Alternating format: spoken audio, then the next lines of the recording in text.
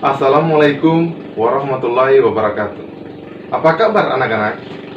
Semoga kalian selalu sehat dan tetap bersemangat.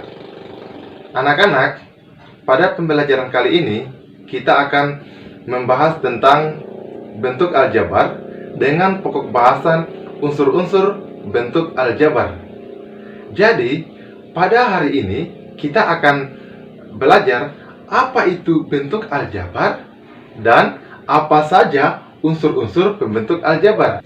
Tujuan pembelajaran hari ini adalah setelah mengidentifikasi unsur-unsur bentuk aljabar, peserta didik dapat menyajikan permasalahan nyata dalam bentuk aljabar dengan tepat.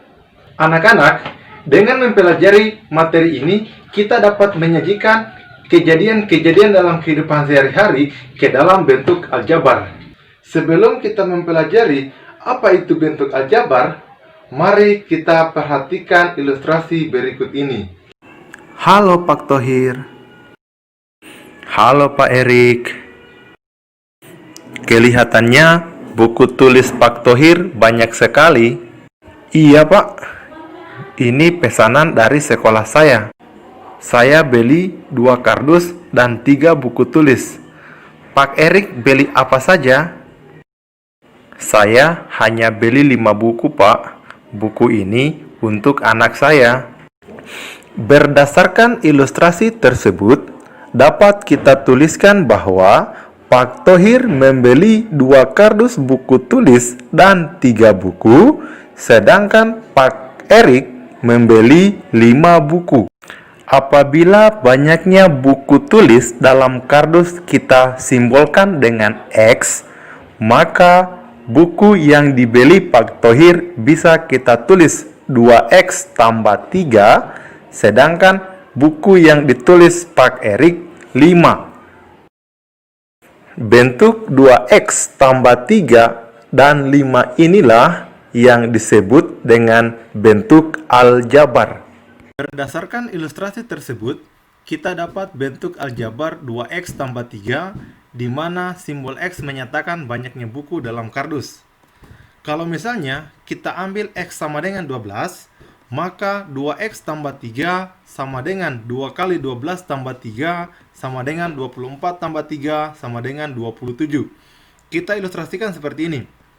Satu dus isinya 12.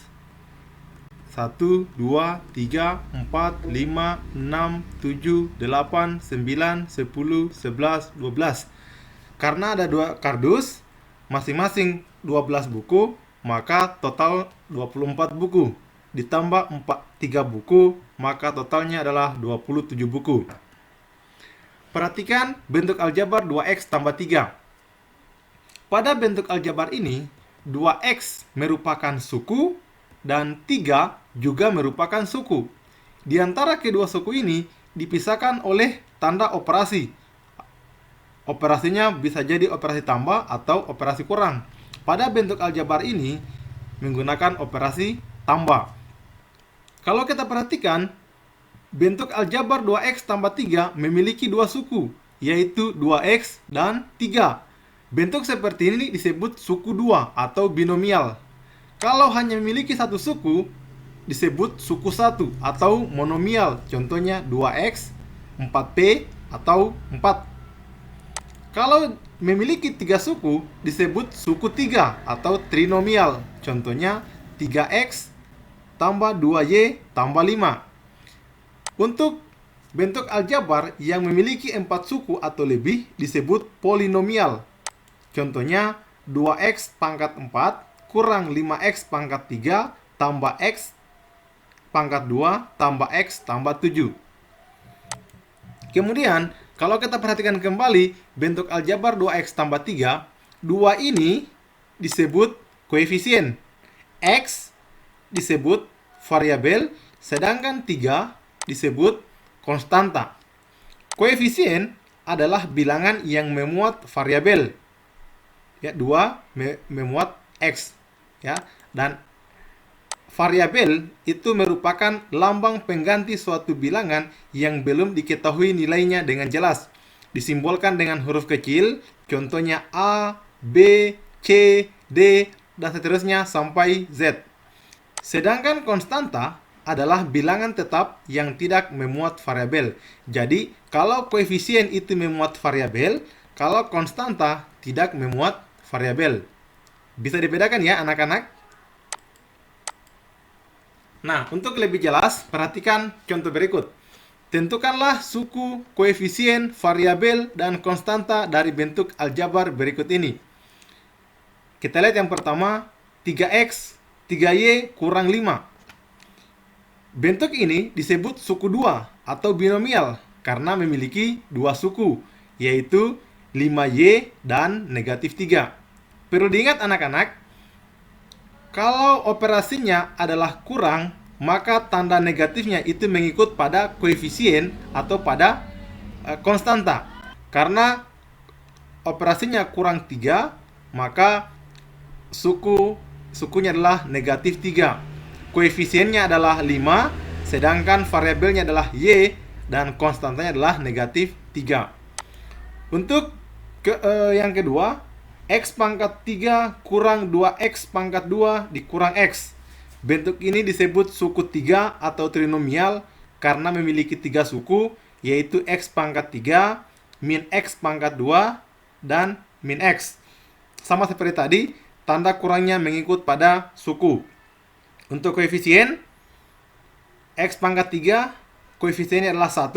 Di sini satunya tidak ditulis, tapi sudah disepakati untuk koefisien 1 pada variabel itu tidak perlu ditulis. Sama juga dengan negatif 1, itu tidak perlu ditulis, cukup dituliskan saja kurang x. Ini artinya adalah negatif 1. Sehingga koefisien dari x pangkat 3 adalah 1, koefisien dari x pangkat 2 adalah min 2, dan koefisien dari x adalah negatif 1. Untuk variabel, x pangkat 3, x pangkat 2, dan x. Tanda negatifnya tidak mengikut pada variabel, cukup mengikut saja pada koefisien. Untuk bentuk aljabar ini tidak memiliki konstanta, karena semua sukunya memiliki variabel, sehingga konstantanya adalah 0. Perhatikan contoh yang kedua. Hari ini, Aldi dan Aldo bermain kelereng bersama. Aldi membawa 3 kotak berisi kelereng, 2 toples berisi kelereng, dan 1 buah kelereng di luar kotak dan toples. Sedangkan Aldo membawa 4 kotak berisi kelereng, 3 toples berisi kelereng, dan 2 buah kelereng di luar kotak dan toples. Nyatakan banyaknya kelereng yang dimiliki Aldi dan Aldo dalam bentuk aljabar. Nah, kalau kita perhatikan, kalau kita misalkan X itu adalah banyaknya kelereng dalam kotak, dan Y adalah banyaknya kelereng dalam toples, karena tadi dikatakan ada kotak, ada toples, maka kita misalkan kotak adalah X, kemudian toplesnya adalah Y.